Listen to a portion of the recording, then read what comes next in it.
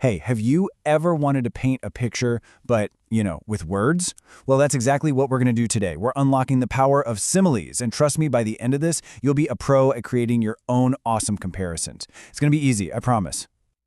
All right, so first things first, what even is a simile? It's actually super simple. It's just a figure of speech that compares two different things, and it always uses one of two magic words, like or as. Just remember those two. They're like the secret sauce.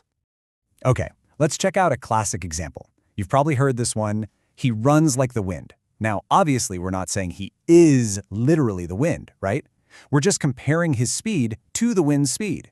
It just sounds so much cooler than saying he runs fast, doesn't it? It paints a real picture. And here's another one, this time using the word as. Her voice is as soft as silk. See what's happening there? We're comparing her voice to how silk feels. You can almost feel it, right? Gentle and smooth. Okay, so now we know what they are, but why should you even care? Why are similes so important? Well, think of them as a secret weapon for your writing. They make your words practically jump off the page and grab your reader's attention. Yeah, similes basically give your writing three superpowers. First up, imagery.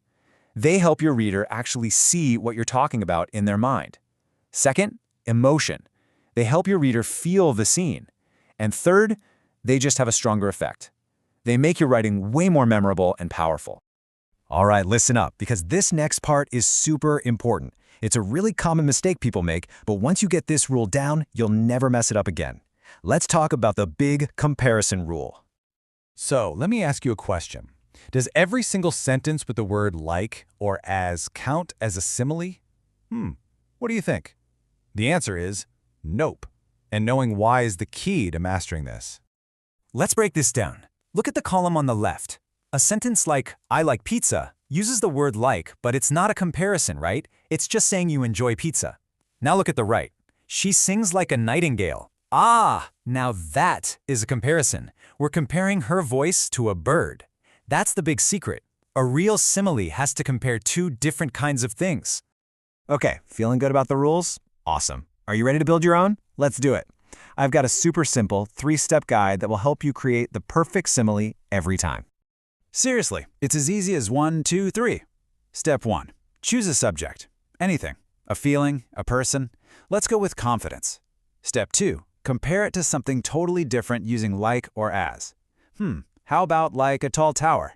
And step 3. Explain why you made that connection. A great way to do this is with the word because. So, because it rises above everything. And boom! Put it all together, what do you get? A really cool simile.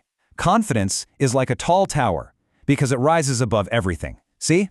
It's not just a random comparison anymore. It's an image that actually has some deep meaning. All right, you've seen how it's done. Now it's your turn to get your hands dirty. Let's do a little matching challenge to put those new skills to the test. You ready? So here's the deal. On the screen, you've got 2 boxes. All you have to do is pick one word from box A and match it with a word from box B to create a brand new simile. Go ahead and hit pause right here. Pick your 2 words, link them up with like or as, and then add a because to explain your awesome idea. No rush. Take your time. Okay, you back? Awesome job. Let's look at a couple of possibilities. Maybe you paired anger with volcano. That's a great one. You could say something like, anger is like a volcano because it can suddenly explode.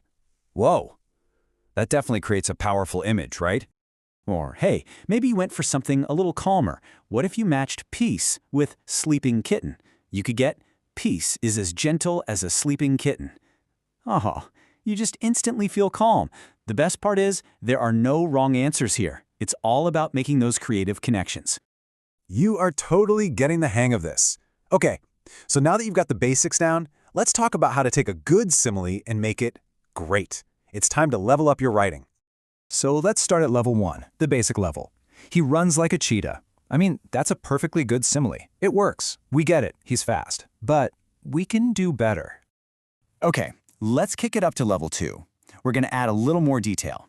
How about he runs like a cheetah chasing its prey? Ooh, see the difference? That little extra bit, chasing its prey, adds a feeling of purpose, of urgency. It makes the whole thing way more exciting. And now for level 3, the vivid level. Check this out. He races forward like a cheetah unleashed into the wild. Wow! Now that image is just packed with pure power, freedom, and energy. It's those little extra details that really take a simple comparison and turn it into something special. All right, you ready for a super quick pop quiz? First one, her smile shines like the sun. Simile or not? Yup, that's a simile. It compares a smile to the sun using like. Easy peasy. Okay, one more. What about this one? He is as tall as his brother. Is that a simile? This one's a little tricky. The answer is no. And do you remember why? A simile has to compare two different kinds of things. A boy and his brother are both people, so that's just a plain old comparison. If you caught that, nice job. So, let's do a quick recap of your new simile toolkit. Number 1, a simile compares two different things using like or as. Number 2, not every sentence with those words is a simile. It has to be a comparison. And 3, use them to make your writing pop with images and feelings. Now, for your final mission, grab a notebook and write 3 brand new similes. Come on, let your imagination go for it. And that's a wrap on our crash course in similes. Hey, if you found this helpful, do us a favor and hit that like button, share it with a friend, and subscribe to Nest Lingua for more cool writing tips. Keep practicing those amazing comparisons, and we'll catch you in the next one.